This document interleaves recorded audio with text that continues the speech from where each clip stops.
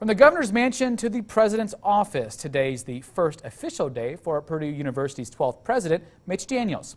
He spoke to News 18 this afternoon on a wide range of topics, from changes he wants to make to one possible change he may want to stop. It's a sea of strangers to me, still. The new office for Mitch Daniels doesn't quite seem like home yet, but he says the welcome has been quite warm since the announcement in June anointing him as Purdue's next president. In the last 7 months, he says he's done lots of reading to prepare. The three biggest learning points: higher education has plenty of money, but often does not spend it well. Many students don't have to learn much to earn a degree. And emerging technology is starting to undercut the traditional residential college model. What excites me, though, is that I do believe Purdue is an outlier to many of these trends, or can be, and that if there's going to be a difficult period in higher ed, that Purdue has a chance to excel and separate from the pack.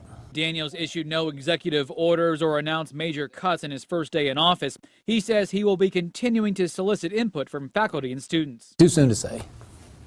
I think that just from common sense and from some previous experiences, I think I know some areas to look in, but I don't know what we'll find. Specifically, redundancies and using outside services when it's cheaper to do it in-house and vice versa. One position he's changed his tune on is the announced switch to trimesters.